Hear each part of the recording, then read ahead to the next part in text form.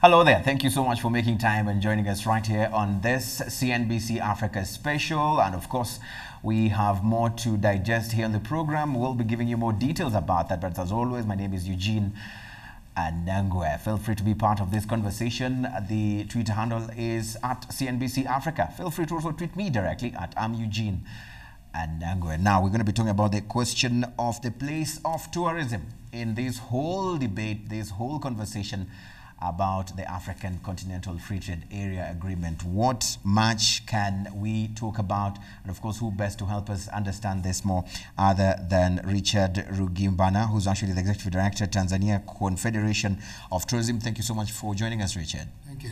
Also with us is Carmen Nivijira, who's actually a tourism expert. Thank you for joining us on the program. Thank you. And also with us is Dr. Geoffrey Manyara, tourism expert, and also his economics affairs officer at UNECA. Thank you for joining us on the program. Thank you. And also with us in the program is Gertrude Majambere, Chamber of Tourism here in Rwanda. Thank you for joining us on the program. Thank you so much. Now, a lot has been said when it comes to the Continental Free Trade Area Agreement as far as trade. This is where most people are actually putting more effort. And I know some people watching us today might be confused. Who are these executives here? And we're talking tourism. We should be expecting them in khakis and safari boots. But of course, we want to talk about this particular issue in a laid-back way. Geoffrey, I want to start with you, coming from Tanzania.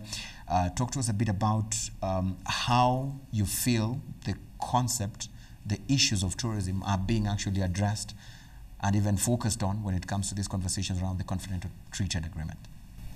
This is my first time to attend this session, but I was quite impressed on the way the meeting focused on specific issues relating to tourism, and especially on the issue of how can we address the issue of financing, because it's an issue which impacts all of us within the region.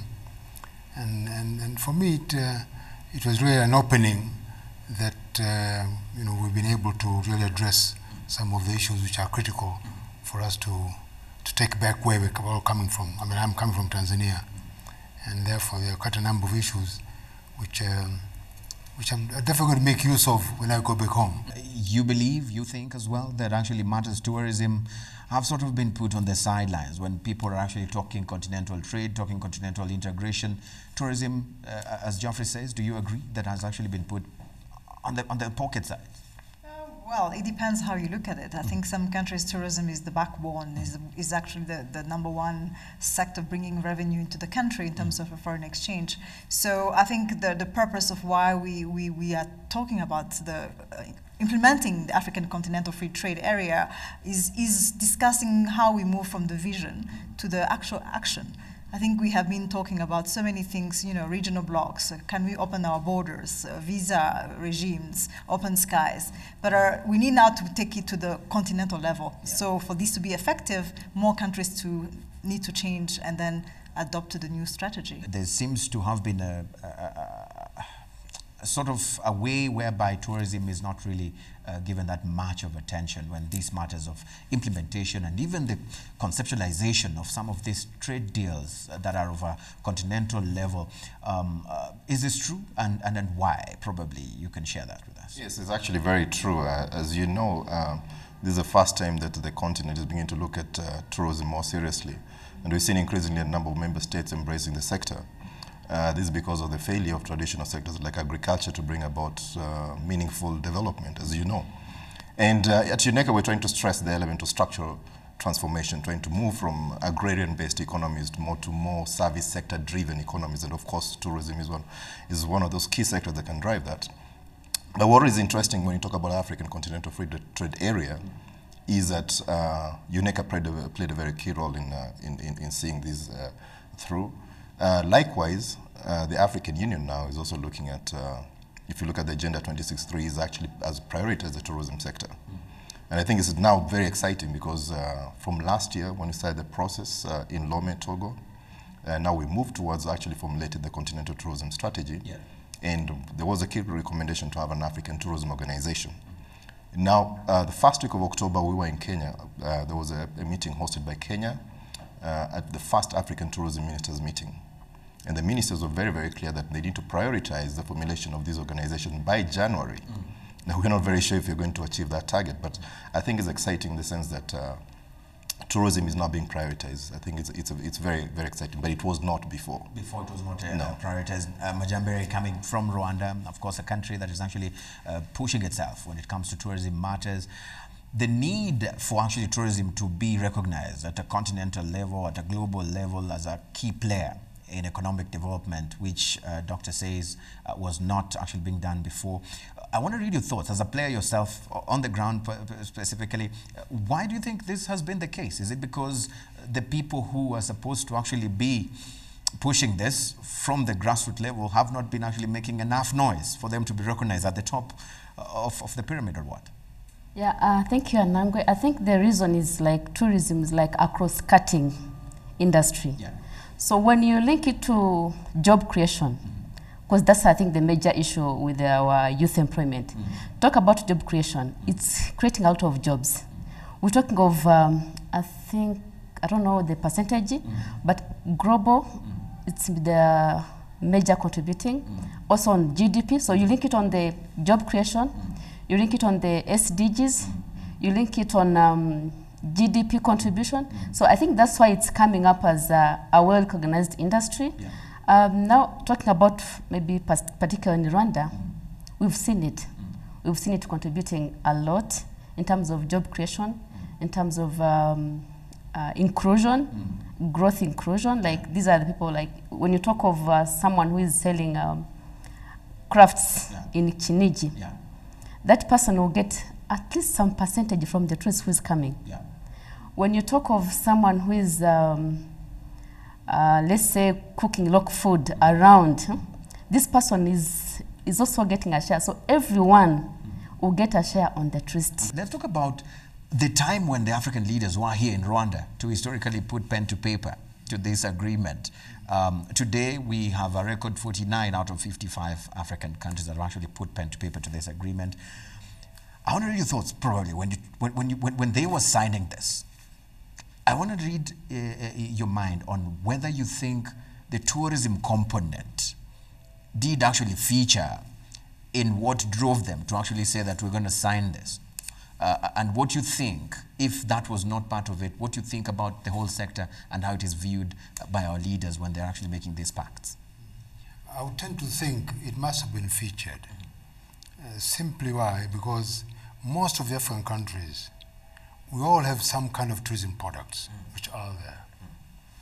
And we also have a good number of the population which seem to also now appreciate tourism because of the value it brings in.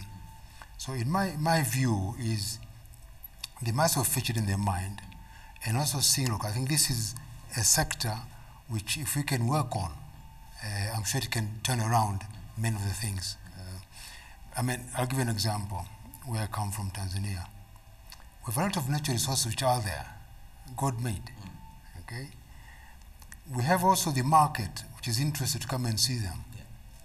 It's a question of just putting the infrastructure in place which can then generate momentum on how we can exploit that. And I believe each particular country among those who signed the meeting must have had that in mind. Look, we have this giant here, which if we can sort of put everything right, I'm sure it can. Yes, and I'm sure it can bring about the change that all of us in Africa we need. What do you think, as a tourism expert in your own capacity, thinking about what they should have actually put in place so that when the implementation process is actually taking place, the component of tourism is also being featured and it's not being left behind? And what needs to be done even by the players themselves to ensure that, hey, what you agreed upon when you were signing this, don't forget about that. We are discussing about opening the borders of Africa for trade. Yeah. We are talking about movement of people. We are talking about free movement of services and goods and money. So all those things definitely have a direct correlation with tourism. And then I'm also thinking along the same lines as Richard has just mentioned. Each country we have products, but we depend on each other very much. You may have the best product, but you don't have an airline. You don't have access to the market. Maybe you have a product, but your neighboring country is selling the product and you benefit from it. So it's how we connect the whole continent of Africa, actually bringing everybody to benefit from this agreements. And then if you go beyond the tourism and travel, it's also about another huge cake. I always say that we are baking a cake we need to share. Yeah. So there are those who are benefiting from tourism, the classic countries like Kenya, South Africa. Now, even the small countries which maybe not considering tourism as a sector or not paying much attention, now they are starting to see that once this kicks in and the implementation is fully there, then definitely we're going to benefit from this. Much as we say that tourism has all these components, and as Carmen says, that indeed, as we open borders, people will travel, and even as they travel, some will actually experience tourism. But then to speak specifically to the component of tourism, just because we want people, we want tourists to move, we want people to move because we want them to go visit national parks at different African countries. I wonder your thoughts on that particular area, so that we are not just bundling things up and saying that because we've opened borders, we are just opening so that our people from Africa can move, but move to do what? Move to trade, but then not travel for leisure and not travel for tourism? I think it's a very interesting question that you raise there. First of all, just to let you know that the agenda for tourism, the agenda pushing for tourism in Africa is for Africans. And we need to recognize that as a fact. Yeah. Reason being that we recognize Africans do not travel within the African continent. And just to take you back, if you look at the tourism industry in Africa, it's just 5% of the global tourism industry in terms of arrivals and so forth. But when it comes to receipts, it's only 3.2% or thereabouts, even less. And always give the example of a country like Thailand, receives about 30 million visitors a year, generates about, they earn about close to $50 billion, more than what the African country as a whole earns from tourism. So we really need to address these things seriously. Yeah. Which takes me back to the issue of the Agenda 2063 of the African Union. Now, they've set very, very bold targets by 2023. One of them is to double, 100% increase in GDP contribution. So by 2023, the industry should be generating close to about over $300 billion. Intra-regional tourism is also stressed. This needs to be doubled. Which takes me back again to the work we're doing with the East African community. We're working on the tourism marketing strategy. I can give you the numbers there, and the people think that they're very ambitious, but they are realistic. Yeah, talk to us about Currently, the region receives about 5.8 million visitors. By 2024, we're targeting 35 million intra-regional tourists. Those are East Africans traveling within the East African. Yes, we're not even talking about the international market. The interesting thing is that we've held 5 consultations currently. We did the first one, which is very interesting. Tanzania was the first country to host the national consultations on the East African Community Tourism Marketing Strategy. So far, all the member states are in agreement, including Burundi, that these targets are realistic. Now, the question you ask about what are they going to do? Now, obviously, we're not pushing nature-based tourism here because that appeals to the Western markets. So the question is, what do Africans really want to see? And I can tell you for a fact that right now, this regional tourism is already happening. The leading market in Tanzania right now is not, it's Kenya. The leading market in Kenya is Uganda. The leading market in Uganda is Rwanda. So you see there's already a trend that is already happening there, and these are some things that we need to, but again, it's the issue of developing appropriate products. We never regarded these as a potential market, but we're seeing it begin to evolve. Right. Yeah, I'm sure my colleagues here can add on to that. And one of those colleagues is Gertrude here, because Gertrude, I want to hear your thoughts on how already Rwanda, for example, is positioning itself to actually take advantage of this, packaging properly, so that we are actually attracting the people who we want to actually meet that particular target of intra-EAC tourism. I think I agree with the doctor. There's the number is increasing. People who can travel within East Africa, it's increasing. So it's a matter of packaging the right product for the East Africans. We've been talking about packaging going away with the seasonalities. Yeah. So we need to come up with the innovative ideas, innovative package. What's stopping us from coming up with them? Because you still say we need. So that means we need. Now it's like it's high time that we don't focus on the other market, but we focus on the intra-Africa travels. So let's say maybe we package a product that to make East Africans, we've been talking about events, like annual events, or these events like Dineambra, I think Carmen knows about it, or Event Doctor. So these are the events that can attract regional travelers. Yeah. So you make an annual event, or it can be even quarterly. People, it's so easy to connect within East Africa. Yeah. So you make it a point that every 3 months we'll be having a product, or you can call it an event. Let's say a concert, Dineambra, brackets and wines, we've been talking about it. So make sure you, maybe they're not interested in trekking the gorillas, but they are aware that maybe we have Lake Kivu, or we can do a very nice event. So we need to really like package it nicely.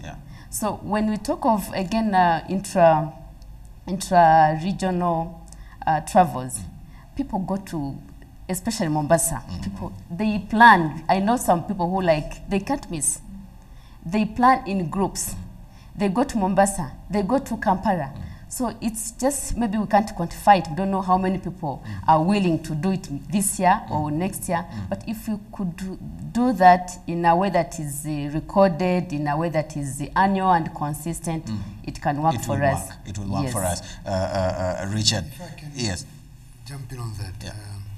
I think what the issue has been raised by Doctor and supported by Gertrude. I think this is where the heart of the change will take place. Why? We have the numbers. If you look at all the population of all the 14 countries that make up the region, we have the numbers. But two, it is people who know the areas very well. They're not prone to advisories of any kind. They know it.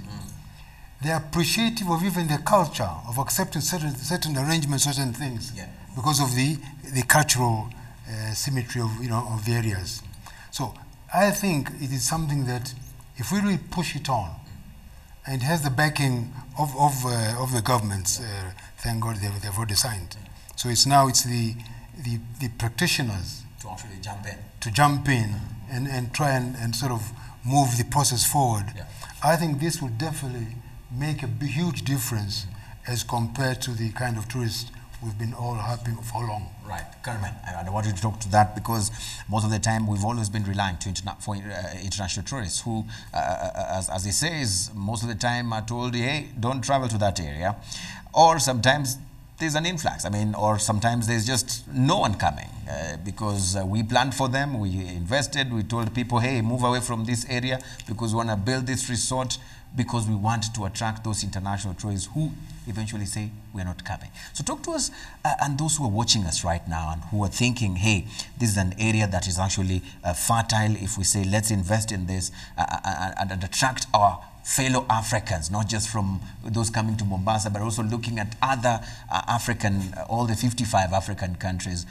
Are we able to say that we can comfortably say we are going to only rely, and we can actually do this properly, rely on the African tourists and say this year, for example, as a country, we don't have a problem if the international tourists don't come?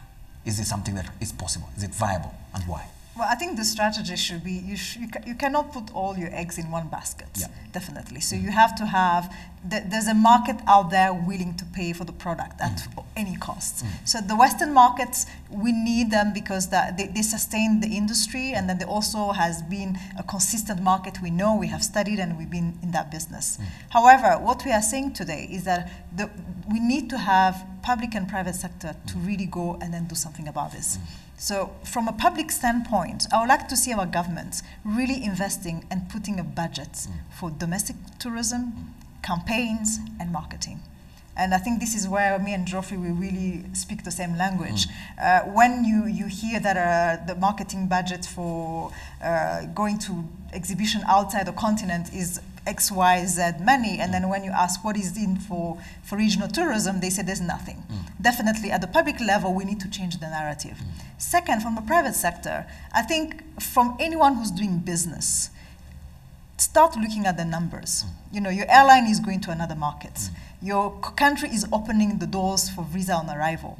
Definitely, if you are really want to be using the avant-garde strategy, it's time to do homework. And then the homework has to be done first on a domestic, which is, domestic market is there.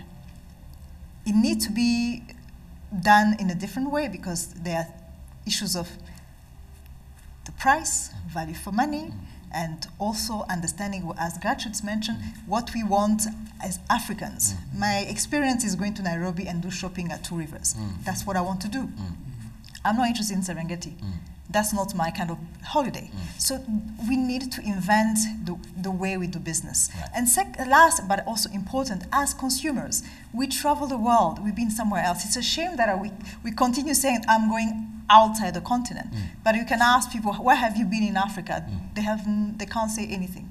So it's an education, it's sensitization. But for me, I think we need to see our government putting money in domestic market, product diversification. But then, Dr. Geoffrey, some people will tell you that we seem to all be pointing the finger at the government, yet the rest of the other fingers are pointing back at us. And this is us in the name or in the sense of private sector players. Let's talk a bit about their role here. What do you think the private sector players need to do now? I think all the stakeholders have got a key role to play in the tourism. But before I go to that, there's something I want to discuss before I forget. You talked about having African tourists traveling here and so forth and so forth. But we have to recognize the fact that globally, the majority of people travel within their regions. And let me bring an angle here again. Look at a country like France. It receives about 86 million visitors a year. 63 million visitors of those come from Europe. So the regional market is key. And that's what we're trying to change the narrative within the African continent. Then the other discussion we need to have in the context of the African Continental Free Trade Area is the role that tourism can play. Now currently, the sort of tourists we receive in Africa come to see our natural resources, the national parks and so forth. It's not a people-centered type of tourism. If you look at the tourism in Europe, people go to Paris, it's a cultural exchange, there's an interaction with people, exchange of ideas and so forth and so forth. And why am I saying that? There is a strong correlation between tourism and trade. You look at the case of France, its leading source markets for tourists, the UK, Germany and so forth, are also its leading trading partners. So what I'm trying to say is that we should try and promote the element of tourism, not because of its own, but as a vehicle for also doing business and also realizing the goals of the African Continental Free Trade Area. I think that's very, very important. Now, you asked a question about what can the private sector do. I think it's very interesting because the private sector are the drivers of business. And they're the ones who, what the government does is create a conducive environment for the private sector to come and thrive and so forth. So they have an important role in terms of also these ideas of innovation and so forth. They're the key drivers of businesses. Now they need to change the way they perceive tourism, and this is what we're trying to do here. I'll give you an example of Kigali right now. Kigali, we have quite a number of hotels. Now I always wonder, in the absence of big conferences like we have here, what happens to the hotels? Now this is a private sector, and I've actually raised a question with some colleagues that the hotels need not struggle. You have a market already that's waiting for you in the region. You have to be flexible in terms of how you price yourself and so forth. It's always something to do with price competitiveness. Why do I say that? Where are Africans traveling to currently? It's Dubai, and South Africa has been a big beneficiary of African tourists. It's affordable. You get there, it's organized. I think you mentioned about the reason why travel in Africa is expensive is because it's not organized. You're saying people are planning to go to Mombasa, but I don't see which tour operator takes advantage of that opportunity to try and, have those economies of scale and transfer the benefits to the consumers. So that's where the private sector has got to, the government will not do that for you. Yeah. And of course, Gertrude is seated right there, watching us, listening to this. And of course, she sits in the Chamber of Tourism at the Private Sector Federation. And the doctor here says that you need to actually rethink your models. You need to actually rethink how you take advantage of these opportunities that are now being presented here. Talk to us a bit about, when you sit in your meetings, how you're already working towards achieving what he's saying, or if indeed you are doing that already. I think doing that already, and I think it's coming. When you talk of product diversification, we've seen like people coming up with the sites and mapping the sites of, bird watching. We've seen people doing like going to the markets, like the local markets. We've seen people, taking the tourists to where I don't even expect them to go. Like they want to see the lives of Rwandans, how they live, the courage to exchange. So it's coming, but we're not yet there. So what we normally tell them, it's like, it's like you would be in the tourist shoes. I want to do something that I've never done. I want to do something that is locally made. So if you want to maybe cook, let's just give an example of cooking. Am I able to at least go in a family and have that experience? That's a product many people would wish to do. But are they doing it? Yes, we have Aziz. It's a local company. We have also the Nyamirambo women. Yeah. They normally take them through the normal life of a Rwandan. Yeah. So they are doing it, but still a lot has to be done. And also talking of hotels, maybe just to go back a bit, hotels in Kigali, and if maybe we normally tell them, if you intend to invest in the secondary cities, because people want to do something in Kivu. But which facilities are there, like to accommodate people who are coming in, maybe to have a concert? Let's give an example. Invest in, secondary cities, have packages there. So if someone is not in, maybe is going to stay in Kigali one night, but I'm able to stay in Karongi, I will take a group there. But we look at the facilities there, it's not enough. We look at let's talk of Eastern Province. Someone wants to do maybe a walk in Nyagatare or somewhere else, but you make sure you leave before it's dark or before, because there will be no transport if you take too long. The private sector also needs to do maybe a lot of investing in the secondary cities to attract even people who are willing not to be in Kigali more. And when you hear this, these look like challenges, but for private sector, these should be opportunities of investment. And so why don't we see private sector bodies in the region, in the continent, saying that, there's a gap there, so let me jump in? What could be the issue? What could be the reason from your own perspective? I think it's much more of the trend, the current trend, which most emphasis has been to go to the international market. And this is where I also want to bring in a point related to what they've mentioned. The international market, many of the operators know exactly the kind of needs they want. And therefore, they can package that and be able to sell it to them. But when it comes to the regional market, the domestic market, many know of their own internal market. But we need to go out now. For example, if Tanzanians go to Kenya, study what do they need, what do the Kenyans would want to come and see when they come to Tanzania. Likewise, Rwanda, likewise Seychelles, likewise Mauritius, and vice versa. So the idea, in my view, the challenge that we need to do now is to move beyond what we already have captured. Dr. Geoffrey, I would like you to talk to us a bit about the fact that we've been speaking, we've been having several conferences, meetings in Kigali, several places that talk towards the pushing of this whole Africa Continental Free Trade Area Agreement from just a vision to action. But what we all know is that actually for it to become action is not just from us talking about it. It has to be ratified by the governments that actually signed to it. And today we have only 12 countries out of the 22 that are needed to actually make it come to action. When we come back from the break, I'd like you to talk to us a bit about why you think these countries need to be moving that fast and what could be slowing them from doing that, okay? So we're going to take this very, very short break, and of course when we come back, we move this conversation forward. Do stay with us. If you want to be part of the program, at CNBC Africa or at Eugene Anangwe, tweet us. We'll be happy to read your views and get your comments on this particular program. We'll be back after the break.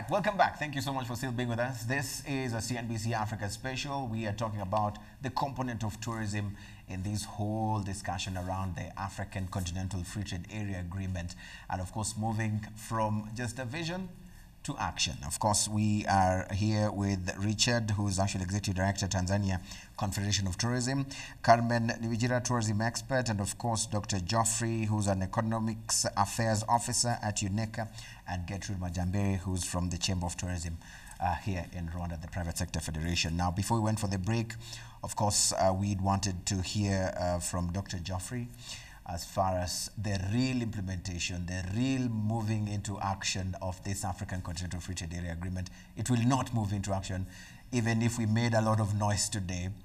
But what will make it move into action is the ratification. I want to read your thoughts about the speed that you've seen from 49 African countries signing to now only 12 having ratified out of the 22. How does it make you feel? Are you worried that actually we're moving slow? Are you okay that things are actually moving despite this pace? We know there are quite a number of countries that are in the pipeline of ratifying this CFTA. And we at UNECA actually have a project that we're going to be assisting member states to understand the CFTA and to know what it means for them and to move towards ratifying. We're starting with 10 countries because we realize it's very important. The fact that the heads of states did sign this means that there is willing from at the highest level. So it's just a matter of working closely with the lawmakers, the parliamentarians, to sensitize them and make them aware of the benefits that would come with the ratification of the CFTA. One of the reasons I say this is that if you look at the regions that are actually developing, the Asia, for example, I mean, the ease of movement in Asia is what has also fueled the tourism itself. And in relation to the CFTA, we need to also talk about the single African air traffic market, which is again another issue. Which again, if all member states ratify this element of the cost of travel in Africa being high would significantly be reduced, and therefore people would be able to travel more frequently. One of the biggest challenges we had within the context of the CFTA is that the majority of people don't know what exists in the other regions. For example, we don't know what exists in Central Africa. In fact, how do I get to Central Africa? If you think about it, in the absence of Rwanda Air, or Kenya Airways, or Ethiopian Airways, I mean, sometimes you have to go to Europe to come back down here, and these are challenges that the CFTA, the single air traffic market, and countries will begin to see benefits in that sense. Which brings me to the whole issue of the airline industry and the role they have to play in the CFTA in promoting tourism and so forth. I think the airlines have got to be sensitive to the African markets. In the sense that they are the ones who can be like a challenge or a hurdle towards realizing the CFTA and things like that. We just recall recently Kenya Airways celebrated its New York route. I'm not sure how they're doing currently now, but what I was trying to stress is that there are opportunities in the African market. Unfortunately, they've actually reduced flights from Kigali to Nairobi. So now the cost of travel to Nairobi to Kigali has actually gone up. Because we have reduced flights. And they would argue and tell you, yes, we will go where the money is. We are an investment, not a charity. What would you tell them if they tell you that? Well, I think they have a responsibility, as I said, to promote, because they are going to be the biggest beneficiaries of Africans traveling within the African market, and I think those are the most profitable routes for them. Yeah. They need to see the opportunities that exist within the continent. And as I said, with the short-haul flights, I mean, they're quite expensive if you think about it. It's a 1-hour flight to Nairobi, but you pay upwards of $350 and thereabouts. That's quite expensive, And quite frankly, these are low-cost carriers if you think about it. 1-hour flight, what in-flight service are you going to have? And let's not pretend about it. You can do away with the in-flight service and just give us what we should pay for, and that sort of thing. So, that would be enough. Gertrude, from a Rwandan perspective, probably, I'd like you to talk to us a bit about what sort of biggest challenges, what sort of biggest bottlenecks for someone watching us, specifically that you could be knowing deep in your heart that is actually hurting the sector, that you'd like to tell them today, that if they fix, then things would be better as you strategize as a country to actually take advantage of the continental opportunities that are there. I think one of the major challenges mentioned by the investors is the financing. They talk of financing as a major challenge, especially with the hotels and hospitality, because it requires some big sums of money, and also the maintenance of it is also high. So you have to replacement and maintaining the facility, it's really costly. But in the meeting, one of the sessions we attended on tourism, they emphasized on the merging of business ventures, which is a culture that is really still lacking. I may say maybe particularly in Rwanda, someone would prefer to have their own small businesses other than merging with someone who has small, but once they merge, it would be something that's big. So investment, but they should also look into business ventures. One of the things that the Continental Free Trade Area Agreement is going to do is actually to ensure that Africa and African leaders negotiate with the rest of the business communities, regardless of the blocks that they come from, as one. In East Africa, we have tried to actually sell our tourism as one. But only 3 countries did actually agree to do that, to sell East Africa as a single destination. Your country, Tanzania, was not part of those countries. Now, if we're thinking of doing this as 55 African countries, yet we've not been able to achieve that as just 5 countries, what makes us believe that this thing will work? I think within the context of East Africa, tourism was already developed to a certain stage among some of the players. And many of them, or at least a few of them, had reached a stage based on their own efforts and so on. So when the idea came that, we now work together, we're now moving into a new field and a new practice, probably not easily known by the players. But in addition to that, I think it was also the political space, which they themselves also have to move beyond what is national and what is beyond that. And it has taken a while within Tanzania for leaders to see that. They have not said no, totally, leave us out, but they are looking at certain dynamics within, which probably it will take us to a stage. But when you look at the private sector, we have our own position. But at the end of the day, within the context of the EAC, it's the position of the nation which carries the weight. What's the position of the private sector? The private sector, yeah. We believe there's opportunity. I mean, I'll give you an example. And Geoffrey mentioned the numbers. If you look at the international numbers that we all generate, it's 5-something million. Only. Now, if you look at the numbers that we have within this region, EAC alone, it's over 140 million. 170. Okay? Certainly, if we work very hard to generate 2 to 3 million more, it's feasible. Right, so we believe as private sector, the easiest way to put practice so that the politician can now see reality is for us to really press regional tourism. Because then that will go beyond borders and we all see the benefit of it. And therefore, when you say, guys, let's move now beyond this region, let's move to the new regions, they'll be probably willing to see that.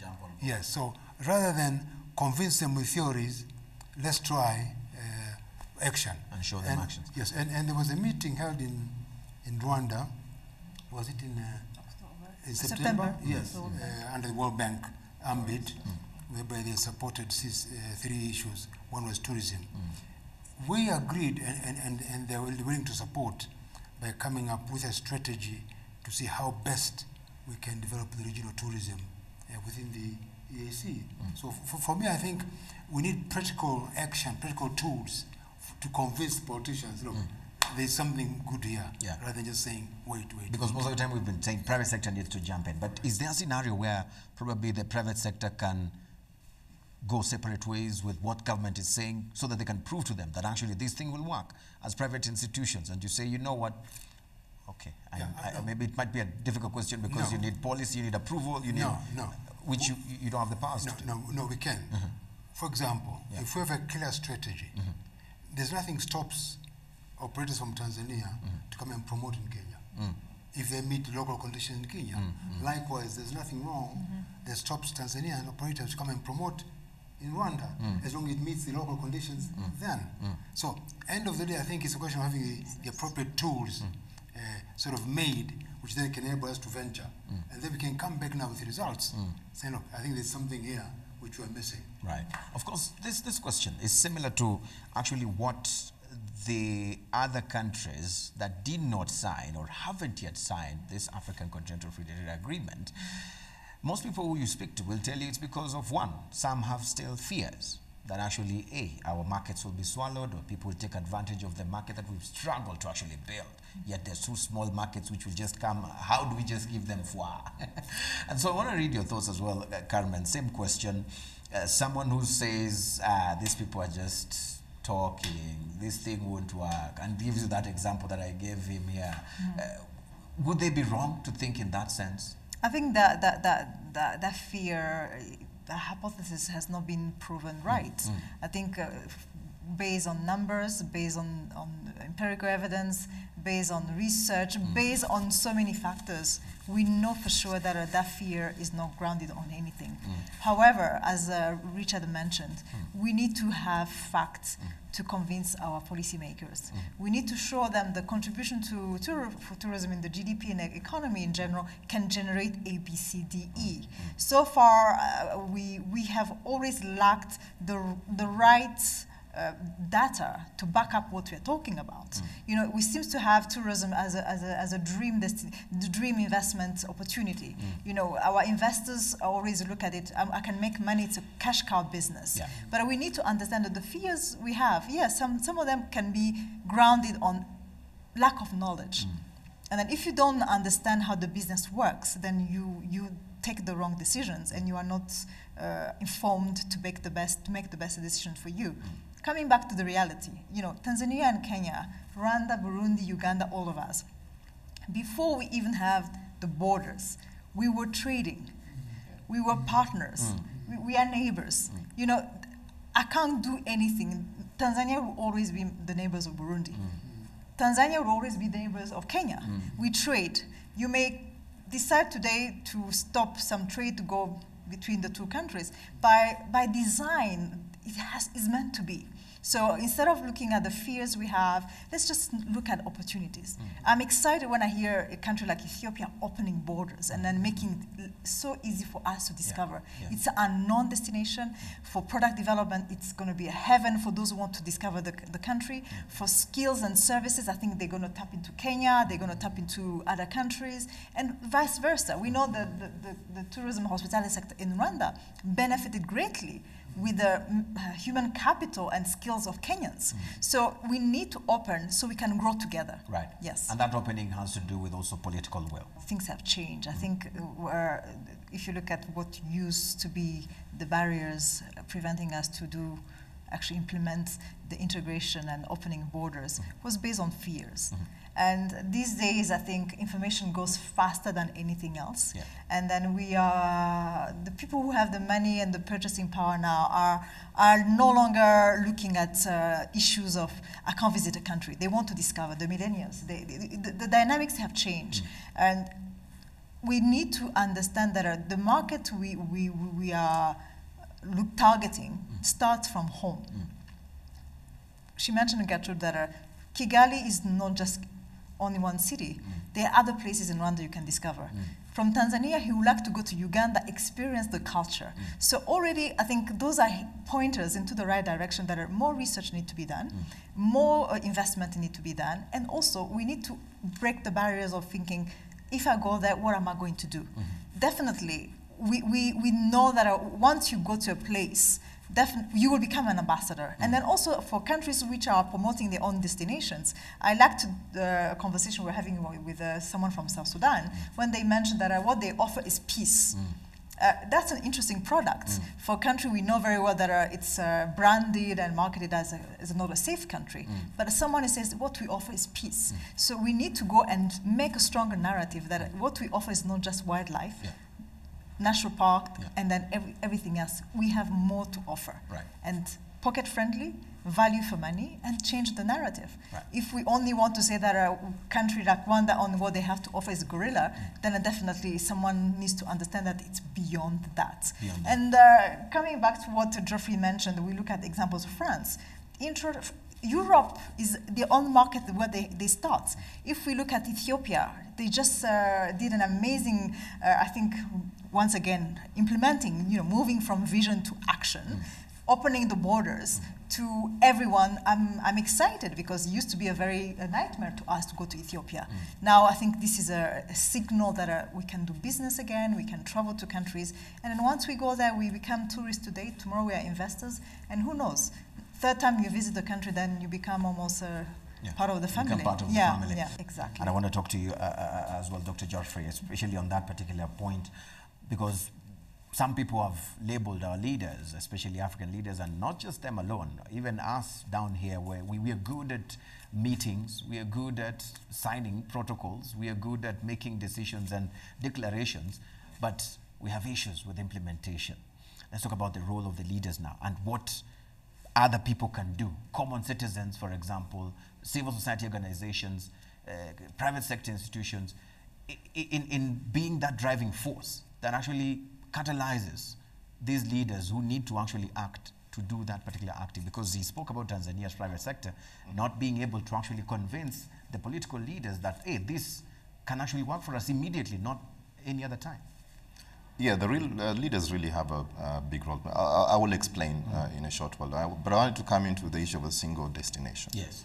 The reason why it didn't really work is because of the approach. A single destination for what and for who? Now, if you look at the case of the East African community, you're going to the Western market, selling similar products, and then what do you expect from there? You get the point. The approach we've taken currently with the tourism marketing strategy for East African community is for East Africans. It's in the interest of Kenya to get Tanzanians to come in, to get Ugandans to come in. You get the point. So in that context, and you see, if we talk about the whole of the African continent, we need to look at it from that perspective, for Africans, not for, first and foremost, for ourselves, not for the outside market. That way you get the interest of everyone, because I believe all the member states want to, at least, from what at least we've gathered. Now, when you come back to the issue of leaders, in May this year, we were invited by the South African government to go talk to African tourism ministers at the Indaba holiday fair in Durban. And the ministers were there, and we challenged them. We said, okay, fine, you're a tourism minister. Tell us what you have done as an example of a tourist. Do you know why a tourism minister is going on holiday? We don't know. So how can you be a tourism minister and you don't practice what you preach? You get the point. So first and foremost, and I said, let's even take this to a higher level. Why don't we encourage our heads of state to also start consuming our tourism products? It would be nice to see the Kenyan president holidaying in Tanzania and vice versa. But they want to do this in secret. Yes, this is what surprises me, because I think we see Western leaders going on holiday, and it's important. But I think we also need to encourage African leaders to do the same. Now, that can trickle down, and that brings me to the other thing of demystifying the tourism concept. Who is a tourist? Because we have it in mind that a tourist has got to be someone who has a lot of money to travel. That's not necessarily the case. And we see in the youth, you talk about the youth, for example, we see the youth embracing tourism a lot, using public transport to travel, using medium-range accommodation facilities. So what I'm trying to say is that once you demystify that, then you begin to realize actually creating awareness, and the market becomes huge. Right. And then it means that you really now need to have the right policies to promote and tap into these emerging markets. The youth are your future high spenders. I always give the example of, I think, one of the World Bank presidents or country representative in Kenya. He came to Kenya, I think, in the 80s as a backpacker. Stayed in the local hotels and so forth. At that time, Kenya was discouraging backpackers because they did not understand.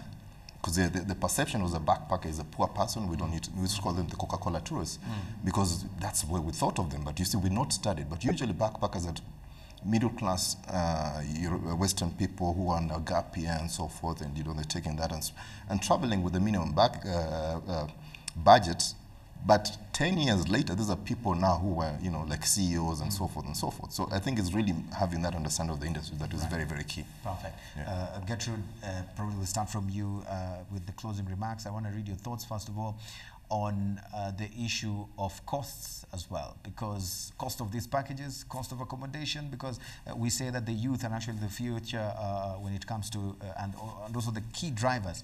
But most of them you'll find these hotels, the rates that we give are not really considerate of these kind of people. That's why you'll find a young person doesn't want to travel because they want to go to sleep at these fancy hotels. They would rather sleep at a shanty place but have memories, move around, spend those extra dollars they would have spent in these hotels that are charging exorbitant prices on actually going around to see the attraction sites. Talk to us about the strategies here in Rwanda to deal with those kind of challenges that you're talking about. I think the strategies in place is to mobilize or create awareness on flexible prices. Talk about maybe the low season, where you find like a facility is totally empty. But when someone comes, maybe you have $30, they can't allow you in, but the room is empty. So they should come up with the prices that are maybe, let's say, low season or local or regional, that whoever is willing to travel as a local, as a regional tourist, they will be finding like those affordable and competent prices. And it can be done.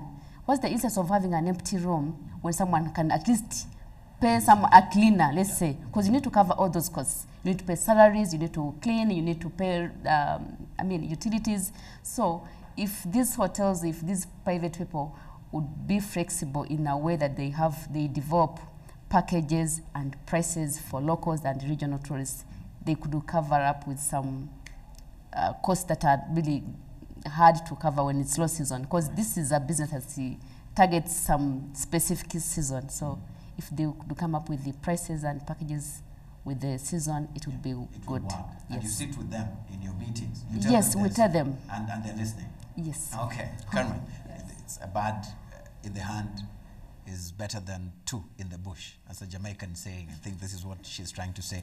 In your closing remarks, probably, how does the future look like? We've touched on so many issues, and I want us to now make a way forward. What do we do now so that whatever we've talked here is not just, doesn't just go in vain? What do we need to do moving forward? We are discussing implementing the African Continental Free Trade Area, and I will urge, especially government, because now it's time that you go back to the drawing board and then design your tourism strategy, your tourism master plan, and then bear in mind that your tourism master plan strategy need to reflect the need of your country. Geoffrey mentioned that tourism is no longer looking outside. The trade we are discussing is within the continent, it's here. So we need to go back and then develop our tourism strategy, our tourism vision and policies to reflect the need of development of our countries. Right. We need to design a product which reflects a Tanzanian aspiration, a Burundian aspiration. We need to go back and look ourselves in the mirror and say, who do we need to target? Because I think we have done, our homework was done perfectly. We know everything about the French, the Americans, we know how much they spend, how many days they have, how we know what they eat, we know who pays more in terms of tips, we have done everything. That study, I'm yet to see one on how Kenyans spend money, how Ethiopians spend money, where do they go on holiday? We need to go back and do it. Last but also important, as a parting shot for me, this is an exciting moment in Africa. Definitely for me, as an African, I feel like finally we can dream to go to places that we never even dreamed to go and have access to it. So we need our government now to start helping us to realize that opportunities are here. Right. And then if we have the enabling environment to achieve those dreams, we can do it. Right. Perfect. Geoffrey, Richard, you have the last word. Right. I mean, what is promising for us, and probably I should share this with my colleagues here, we've now just completed forming a new tourism policy. We are now almost completing work on a 10-year tourism development program. We are now also, we've just come with a blueprint which addresses not only the tourism sector but the entire economy in addressing the challenges of all the sectors, Right. and trying to see what needs to be done to make us competitive within the region. Now, given these new opportunities which are there, we'll definitely be able to feature some of the opportunities within the tools that we're working on to be able to improve what we're addressing. So I'm optimistic that here's the opportunity. We are almost at the end of our drawing board. So I guess once these things can be able to gel, we're able to move forward. Right. Of course. Thank you so much for sharing your thoughts. Doctor, I'd taken or considered what you'd said before we went to get us your parting shot, but you can actually throw one if you can. Okay. Yes. Well, Yes. The future of tourism in Africa for Africans is bright. And the reason I say this, a simple infrastructure development in a country called Kenya, the standard gauge railway has transformed domestic tourism. So actually boosted domestic tourism, and who would have ever thought that would happen? We expect that the LAPSET project that is being rolled out to link South Sudan, Ethiopia, and so forth will also boost regional tourism and so forth. And I think to me that is exciting. We need to have governments changing the way they look at tourism, the way they market tourism. We need to see more emphasis put in the African continent to also start promoting tourism amongst Africans. Right. Thank you so much for making time. Ladies and gentlemen, that's all the time we had for this conversation. We want to say thank you for being a part of it. And to those who've been watching, thank you so much. If we have any president, an influential leader who's been watching, we want to see those photos of you going for holiday, especially within Africa. It might change the perceptions and the mindset of some. So thank you for watching this CNBC Africa Special right here on CNBC Africa, where we are fast in business worldwide. As always, I'm Eugene Anangwe, signing off.